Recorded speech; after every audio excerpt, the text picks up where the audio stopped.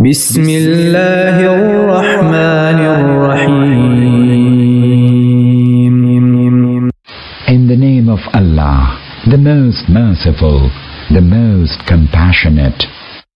قد سمع الله قول التي تجادلك في زوجها وتشتكي إلى الله والله يسمع تحاوركما إن الله سميع بصير. Allah has surely heard the words of her who contends with you concerning her husband and complains to Allah. Allah hears what both of you say. Verily, Allah is all-hearing, all-seeing.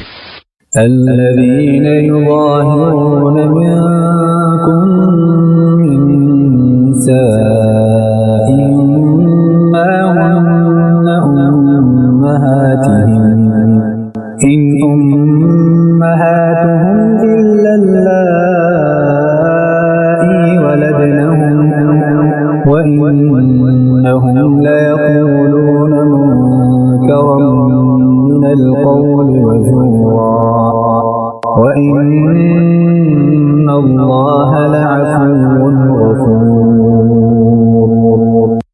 Those among you who divorce their wives by declaring them to be their mothers, such are not their mothers. None are their mothers except those who gave birth to them. Indeed, what they say is highly contemptible and false. Verily, Allah is most pardoning, most forgiving. والذين يظاهرون من نسائهم ثم يعودون لما قالوا فتحرير رقبة من قبل أن يتماسا ذلكم توعظون به والله بما تعملون خبير. Those who declare their wives to be their mothers and thereafter go back on what they have said shall free a slave before they may touch each other. That is what you are exhorted to do. Allah is fully aware of all your deeds. فمن لم يجد فصيام شهرين متتابعين من قبل أن يتماسا فمن لم يستطع فإطعام 60 مسكينا ذلك لتؤمنوا بالله ورسوله وتلك حدود الله وللكافرين عذاب أليم. And he who does not find a slave to free shall fast for 2 months consecutively before they may touch each other. And he who is unable to do so shall feed 60 needy people. All this is in order that you may truly believe in Allah and His Messenger. These are the bounds set by Allah, and a grievous chastisement awaits the unbelievers. إن الذين يحادون الله ورسوله كبتوا كما كبت الذين من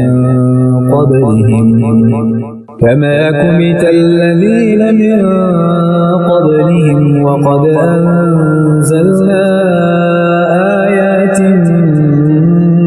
بينات وللكافرين عذاب مهين. Verily, those who oppose Allah and His Messenger shall be brought low, even as those before them were brought low. Surely, we have sent down clear signs, and a humiliating chastisement awaits the unbelievers.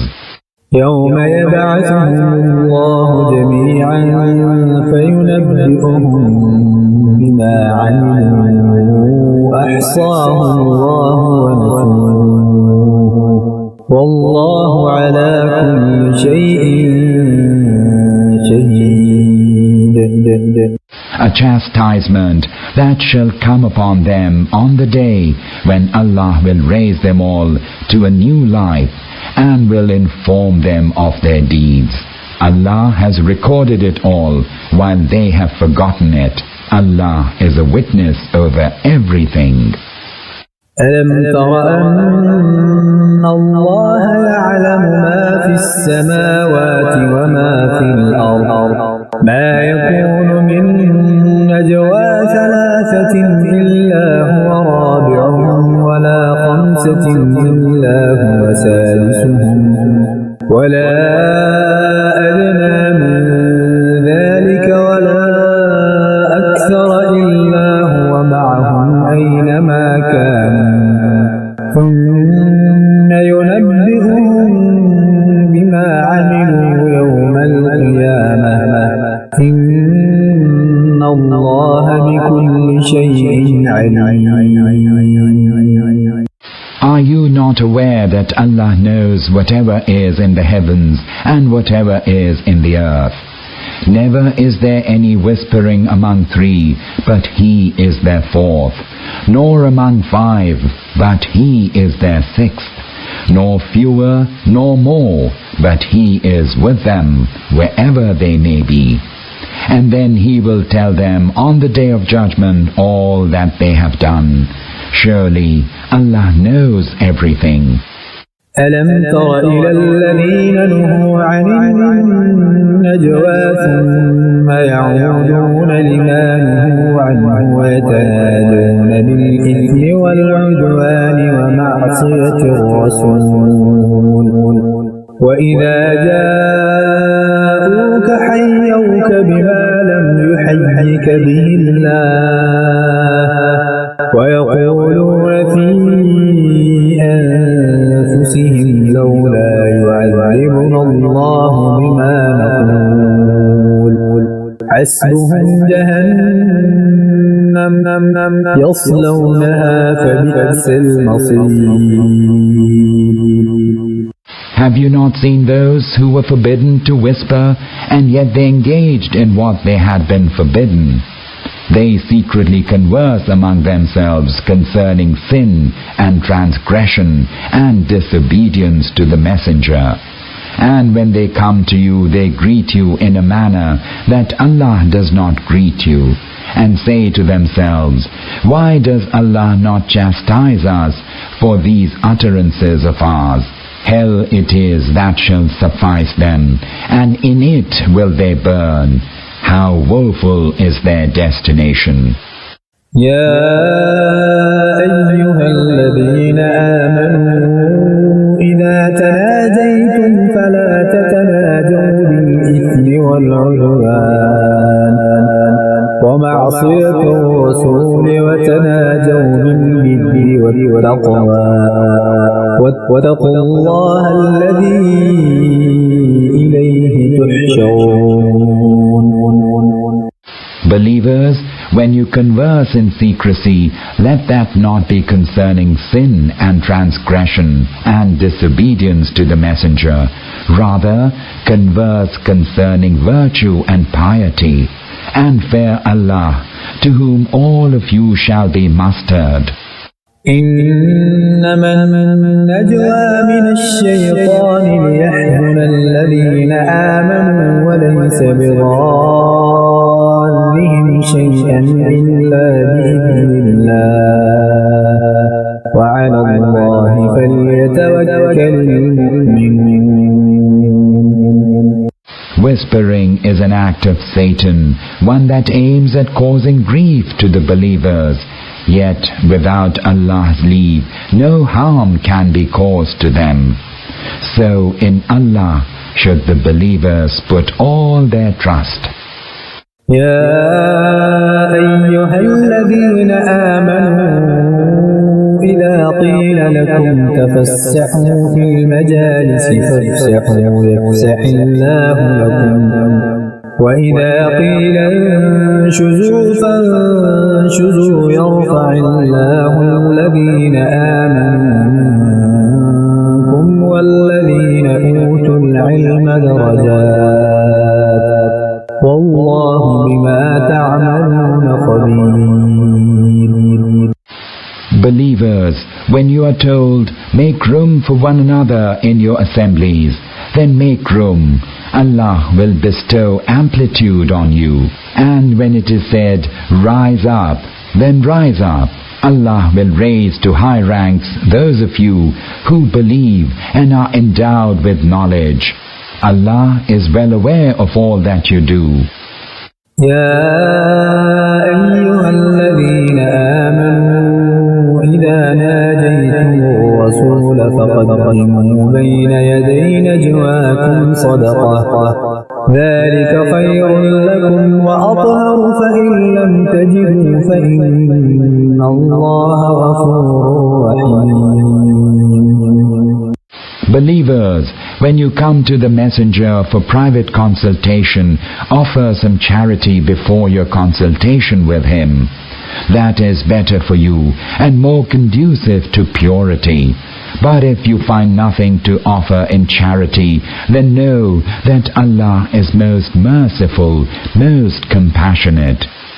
أأشفقتم أن تقدموا بين يدي نجواكم صدقات فإذ لم تفعلوا وتاب الله عليكم فأقيموا الصلاة وآتوا الزكاة وأطيعوا الله ورسوله والله خبير بما تعملون. Are you afraid that you will have to offer charity when you hold private conversation with the Prophet? But if you are unable to do so, and Allah pardons you, then establish prayer and pay zakah and obey Allah and His Messenger. Allah is well aware of all that you do. ألم تر إلى الذين تولوا قوما غضب الله عليهم ما هم منكم ولا منهم ويحلفون على الكذب وهم يعلمون. Do you not see those who took for friends the people whom Allah is wroth with? They neither belong to you nor you to them. They swear to a falsehood, and they do so knowingly. أعد الله لهم عذابا شديدا إنهم ساء ما كانوا يعملون.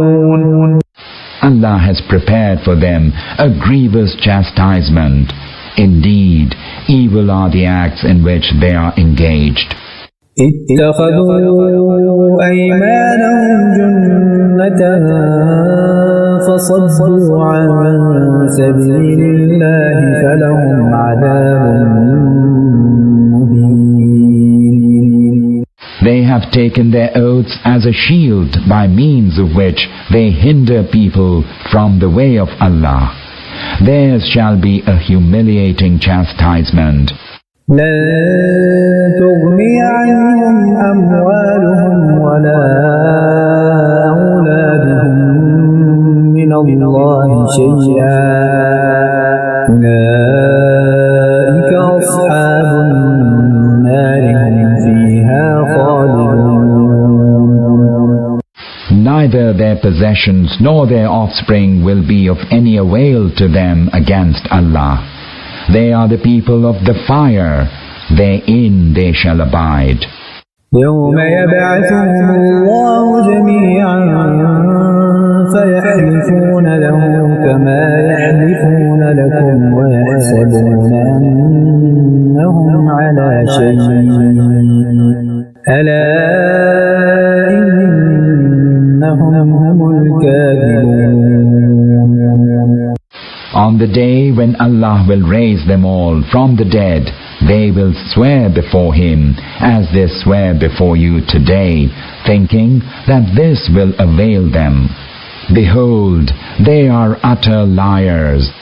استحوذ عليهم الشيطان فأنساهم ذكر الله أولئك حزب الشيطان ألا إن حزب الشيطان هم الخاسرون. Satan has gained mastery over them and has made them neglect remembering Allah. They are the party of Satan. Behold, the party of Satan will be the losers. إن الذين يحادون الله ورسوله أولئك في الأذلين. Verily, those who oppose Allah and His Messenger will be among the most abject beings. كتب الله لأغلبن أنا ورسلي إن الله قوي عزيز. Allah has written, surely I will prevail, I and my messengers. Verily, Allah is most strong, most mighty. لا تجد قوما يؤمنون بالله واليوم الآخر يوادون من حاد الله ورسوله ولو كانوا آباءهم أو أبناءهم أو إخوانهم أو عشيرتهم أولئك كتب في قلوبهم الإيمان وأيدهم بروح منه ويدخلهم جنات تجري من تحتها الأنهار خالدين فيها رضي الله عنهم ورضوا عنه أولئك حزب الله ألا إن حزب الله هم المفلحون. You shall not find a people who believe in Allah and the last day befriending those who oppose Allah and His Messenger, even though they be their fathers or their sons or their brothers or their kindred. He has inscribed faith in their hearts and has strengthened them with the Spirit from Him. And He shall make them enter gardens beneath which rivers flow. Therein they shall abide. Allah is well pleased with them, and they are well pleased with Him. They belong to Allah's party. Verily, Allah's party shall prosper.